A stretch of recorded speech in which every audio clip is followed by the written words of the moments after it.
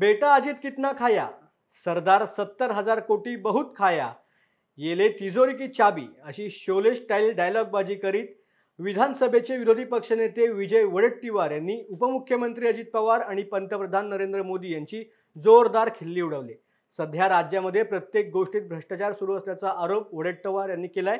ते आज नाशिकच्या चांदवड येथील माजी आमदार शिरीष कोतवाल यांच्या अभिष्टचिंतन सोहळ्यानिमित्त आयोजित शेतकरी मेळाव्यामध्ये बोलत होते। खांद्यापुढे हात ठेवला पण तो बरोबर नाही। बेटा जी कितना खाया, सरदार 70,000 खाया।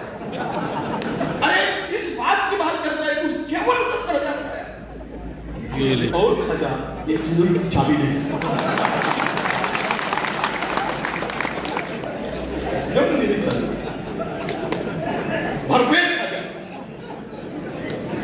भाजपा को थोड़ा बहुत देगा और सिंधु को कम देगा तो ज्यादा खाएगा। भाजप चलाएगा लूट आणि फक्त लूट, प्रत्येक गोष्टी भ्रष्टाचार।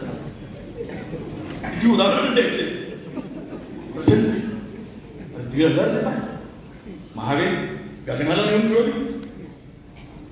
ओळख तेल 68 रुपये किलो मिळत होतं खाण्याचं, माझ्या भगिनी ते आज 150 रुपये किलो तेल, 68 रुपये 1,000ची गरज पडणार नाही।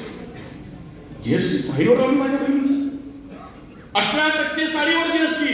माझी बहीण जर 1,000 रुपयाची साडी घेत असेल तर 180 रुपये तिच्याकडून वसूल करतो आणि लाडली बहीण म्हणताय।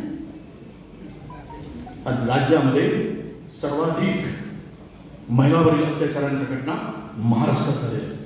यूपीला मागे टाकलंय, यूपीला मागे टाकून महाराष्ट्र पुढे गेलाय महिलावरील अत्याचारामध्ये।